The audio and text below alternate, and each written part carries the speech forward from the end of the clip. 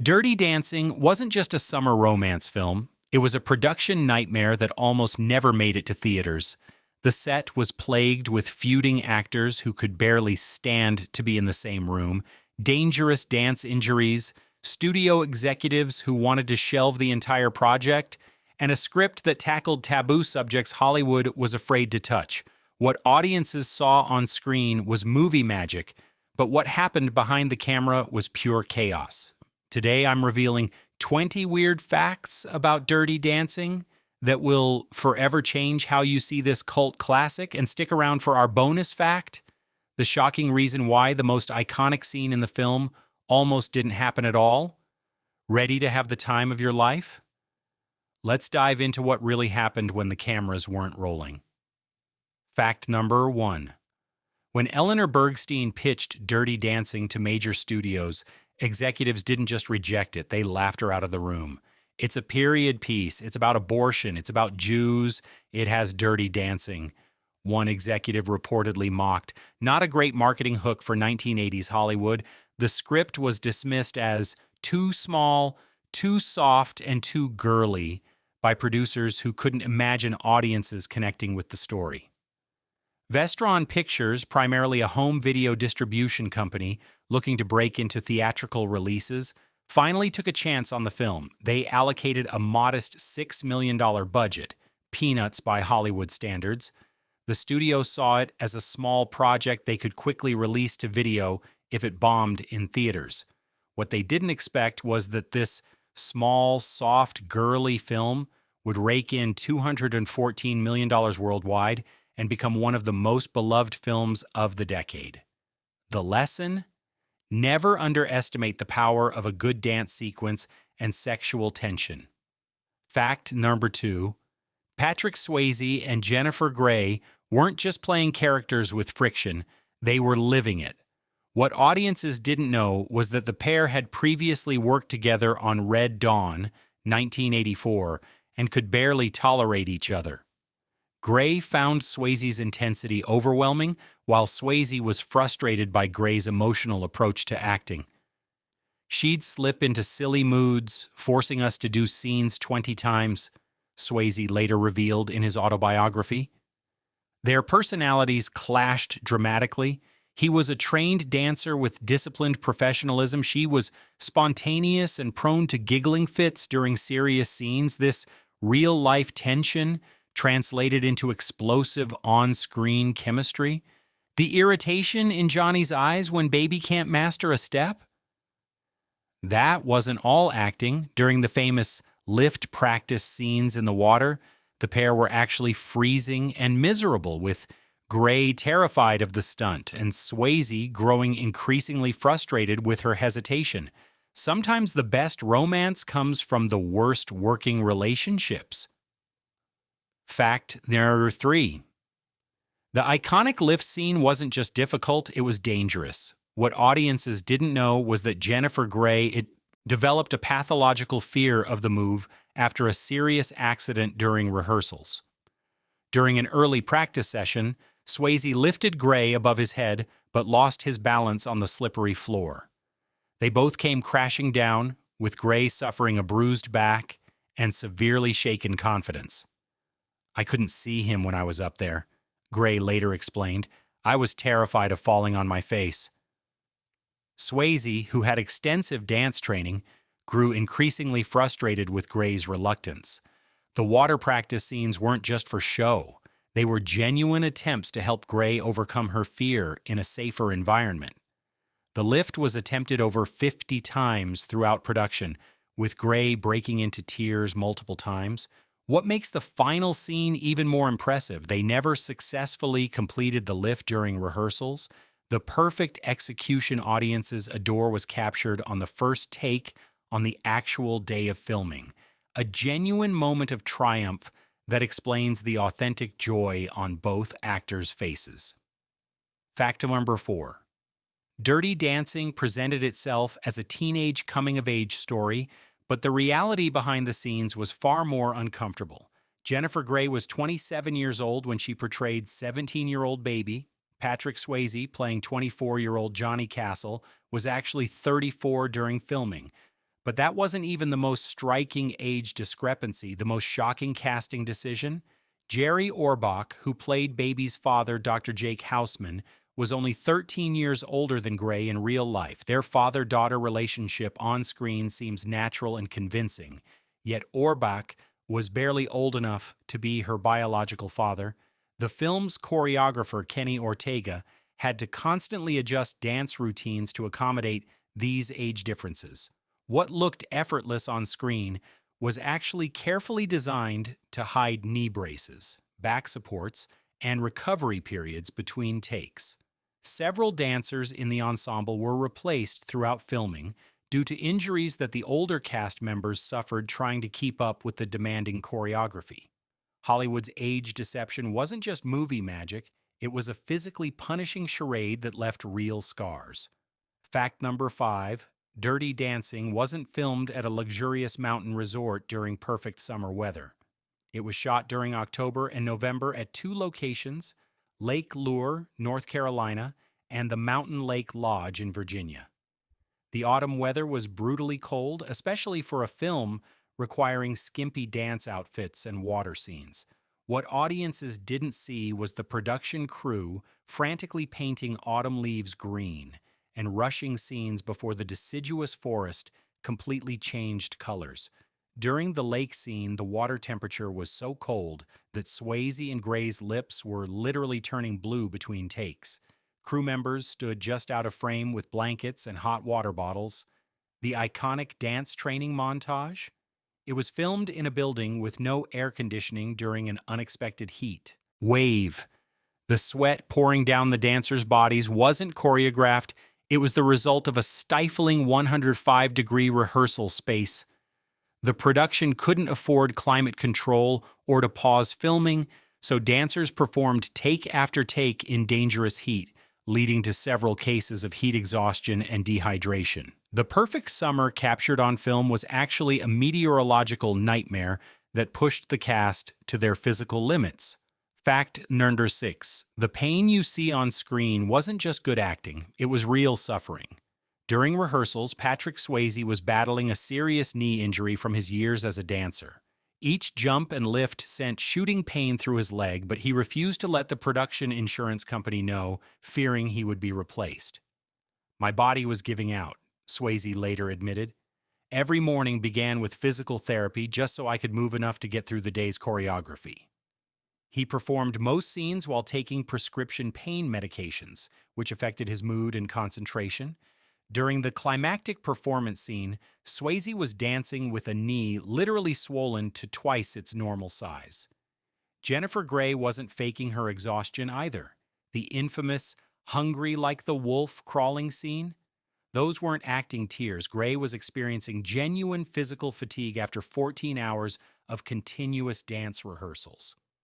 The choreographer deliberately pushed her past her breaking point to capture authentic emotional vulnerability. What audiences perceived as passionate dance was actually a document of two actors pushing through genuine physical agony. The magic of Dirty Dancing wasn't created through special effects, it was forged through real suffering that the camera captured in excruciating detail. Fact number 7. After watching the first cut of Dirty Dancing, Vestron Pictures executives were so horrified they seriously considered cutting their losses and sending it straight to home video.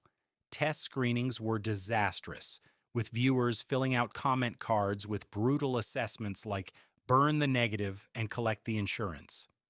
Producer Linda Gottlieb recalled one executive's reaction: "It's like somebody put a cow turd on my living room carpet." The film was considered too explicit in its references to abortion, too risque in its dance sequences, and too controversial in its depiction of class differences. The marketing team couldn't figure out how to sell it. Was it a teen movie, a dance film, a period piece, a romance? Without a clear category, they feared theatrical failure. What saved the film from direct-to-video obscurity was a last-ditch preview screening in Las Vegas that unexpectedly received enthusiastic audience response. Even after deciding on a theatrical release, expectations were so low that Vestron only ordered 25 prints of the film for its initial run, a fraction of what major releases typically receive. The studio predicted it would play for a weekend and disappear. Instead, it remained in theaters for months, saved by word of mouth from audiences who connected with what executives couldn't understand. Fact number 8. Nobody puts baby in a corner. Perhaps the most famous line from Dirty Dancing was nearly cut from the script. What audiences don't realize is that Patrick Swayze fought viciously with producers to keep this line, which screenwriters and executives thought was too cheesy and on the nose. "I hate that line. It's corny," Swayze admitted in interviews, "but I knew it worked." During filming, he deliberately gave an over-the-top delivery, believing that absolute conviction could sell even the most sentimental dialogue. The director asked for multiple alternate takes without the line, planning to cut it in editing. Other iconic lines faced similar scrutiny. Baby's admission, "I'm afraid of never feeling this way again," was improvised by Jennifer Grey during a scene where she was genuinely emotional after an off-camera argument with Swayze. The raw vulnerability in that moment was real, not scripted. The film's most quoted moments weren't carefully crafted by screenwriters. They emerged from actor instinct and heated creative battles behind the scenes. The dialogue that millions can recite from memory almost ended up on the cutting room floor, saved only by Swayze's stubborn insistence that sometimes the cheesiest lines connect most deeply with audiences. Fact number 9. The Dirty Dancing soundtrack wasn't just successful, it fundamentally altered how films approach music integration. What most people don't know is that the original plan called for period-accurate music only, with a small budget of $30,000 for music rights. Producer Jimmy Ienner made a radical decision to blend 60s classics with contemporary 80s tracks, creating a cross-generational appeal that was considered risky at the time. The Time of My Life wasn't written for the film. It was hastily composed in a 24-hour marathon session after the original closing song fell through. Singer Bill Medley initially refused to record it, unconvinced by the low-budget film's prospects. He relented only as a personal favor, recording his parts in just a few hours between tour dates. The soundtrack went on to sell 32 million copies worldwide, producing multiple hit singles and winning an Academy Award and a Grammy. What started as an afterthought became a cultural phenomenon that outsold the year's biggest artists. The film's music strategy was so successful that it created a template still used today: blend period authenticity with contemporary tracks to connect with modern audiences while maintaining historical credibility. Fact number 10. The dance training scenes weren't just challenging for the characters, they were brutal physical ordeals for the actors. What audiences don't realize is that Jennifer Grey had almost no dance training prior to filming. The montage showing Baby's progression from awkward beginner to capable dancer parallels Grey's actual learning curve. Every moment of frustration you see on screen was genuine, choreographer Kenny Ortega revealed. Grey spent 6 hours daily in dance training for weeks before filming began, often ending sessions in tears of exhaustion. Her body was covered in bruises from failed lifts and missteps, requiring makeup to cover them during filming. The mambo scene where Johnny and Baby dance across the floor? It took 25 takes to get right, with Grey repeatedly stepping on Swayze's toes and losing the rhythm. By the final takes, both were physically and emotionally drained, lending authentic tension to the scene. Hey, go ahead and like and subscribe because we're just getting to the really juicy, behind-the-scenes drama that the studio tried to keep quiet for decades. The second half of these facts reveal the true chaos that made Dirty Dancing one of the most troubled productions of the 1980s. Fact number 11. The abortion storyline at the heart of Dirty Dancing wasn't just controversial, it nearly got the entire film shut down. What viewers don't realize is that studio executives repeatedly demanded the abortion plot be removed entirely. This wasn't just a side story, it was the narrative engine driving the entire film, explaining why Baby approaches Johnny in the first place. Writer Eleanor Bergstein refused to compromise, recognizing that the pre-Roe v. Wade illegal abortion was crucial to the film's authentic portrayal of class differences in the early 1960s. If we're talking about a girl coming of age and making moral choices, what better thing than to show a situation where she sees what happens when someone doesn't have choices? Bergstein argued.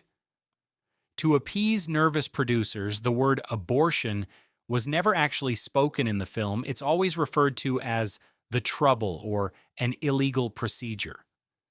This careful language allowed the film to tackle a taboo subject without triggering automatic rejection from more conservative viewers and theater chains. The studio's marketing department deliberately hid this plot element in all promotional materials, focusing exclusively on the dancing and romance.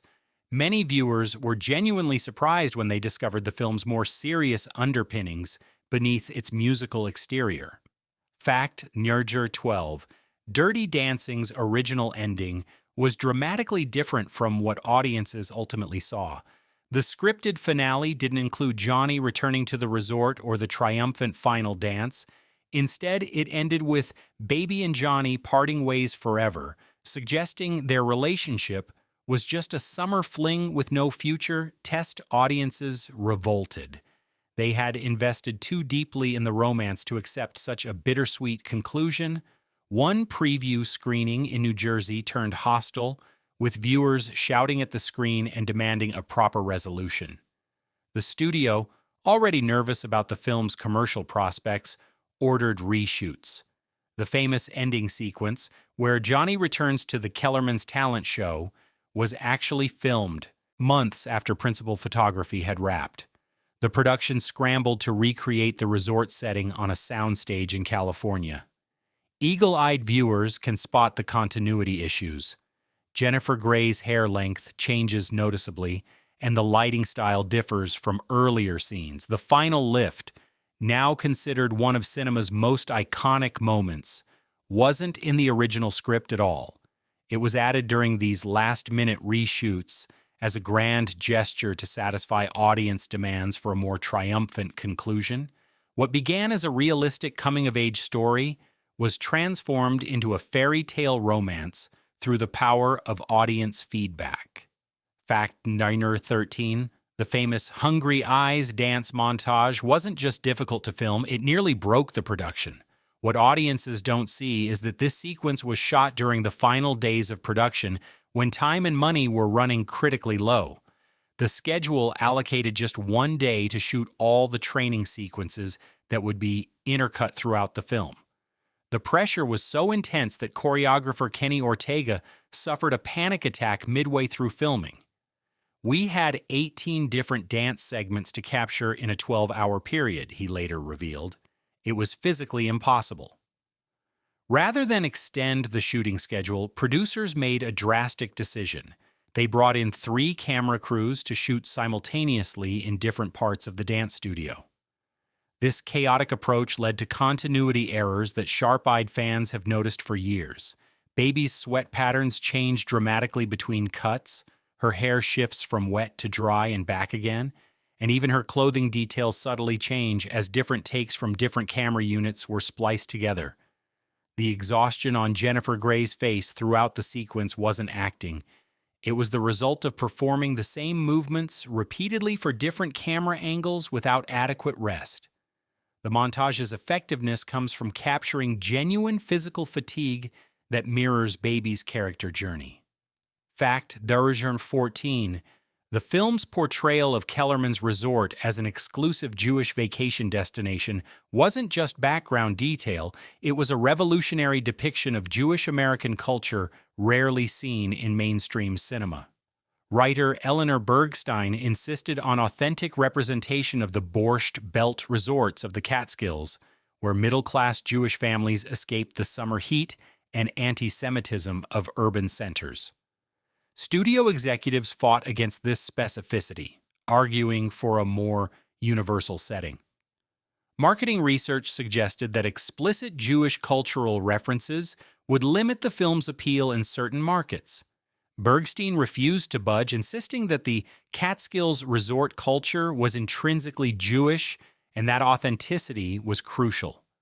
What audiences might miss are the subtle details woven throughout, the Houseman family saying James instead of Jimmy, because Jewish Americans of that era often avoided diminutives. The familiar foods served at meals, the social dynamics between staff and guests that reflected class distinctions within the Jewish community. Most significantly, Dr. Houseman's opposition to Johnny wasn't just about class, it reflected real concerns Jewish parents of that era had about intermarriage.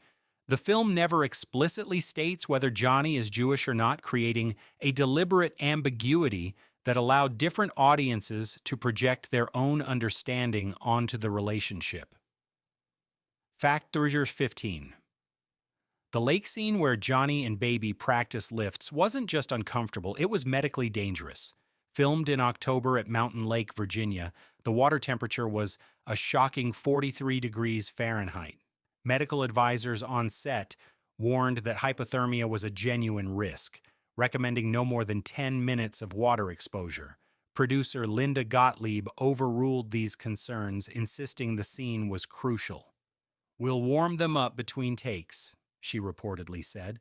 What viewers don't see are the frantic moments between cameras rolling, crew members rushing in with thermal blankets, portable heaters blasting at full power, and medical staff monitoring the actors' core temperatures. Patrick Swayze developed symptoms of hypothermia after 2 hours of shooting, including uncontrollable shivering and disorientation. Jennifer Grey later recalled, "My body was literally shutting down. I couldn't feel my limbs by the end." The production medic eventually intervened, forcing a production halt when Swayze's lips turned blue and his speech became slurred. The scene required 30 takes to capture, but not because of performance issues. The camera equipment repeatedly malfunctioned in the cold, damp conditions, requiring technical resets while the actors remained in the freezing water. The suffering visible on screen wasn't artificial. It was the document of two performers pushed to dangerous physical limits for the sake of cinematic perfection. Fact Hour 16. Dirty Dancing's famous soundtrack wasn't just commercially successful, it saved the entire film from financial disaster. What most viewers don't know is that the film went significantly over budget during production, primarily due to weather delays and complex dance sequences requiring multiple reshoots. Vestron Pictures, facing potential financial ruin if the film flopped, made an unusual decision.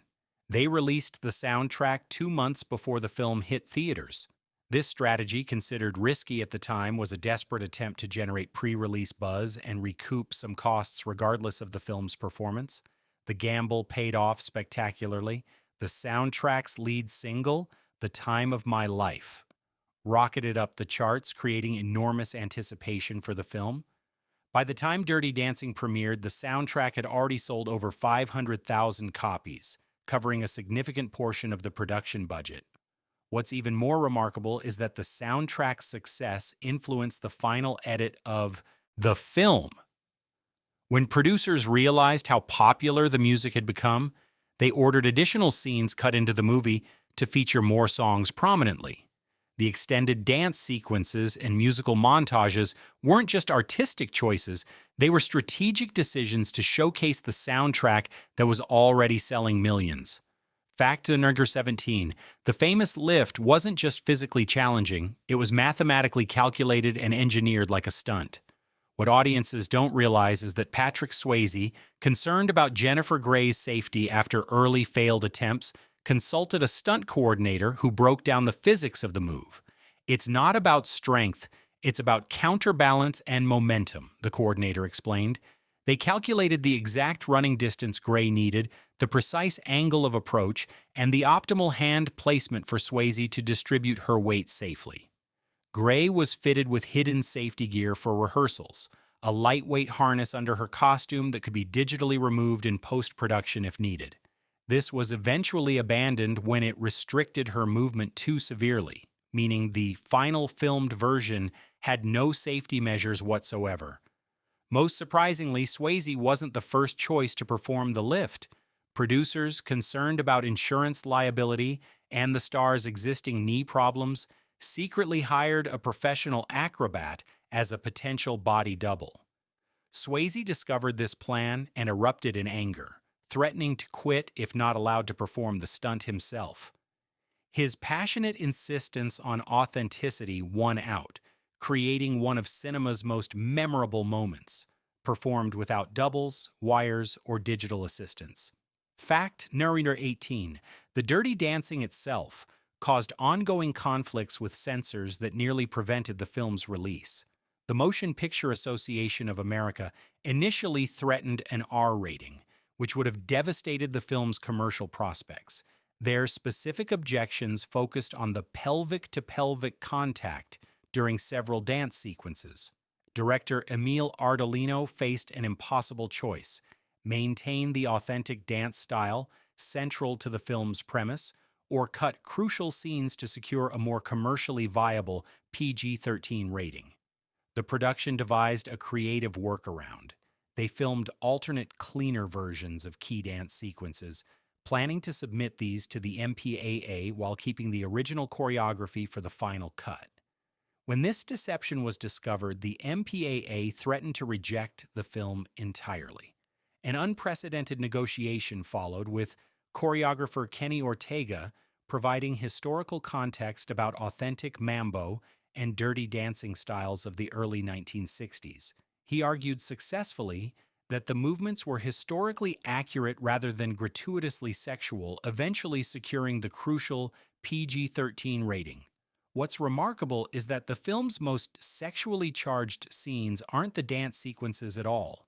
They're the intimate moments between Johnny and Baby in his cabin. These scenes were deliberately filmed in shadow and with restrained camera work to draw attention away from their physical connection, allowing the more explicit dance sequences to remain intact. Fact number 19. Jennifer Grey's transformation after Dirty Dancing led to one of Hollywood's most notorious career tragedies.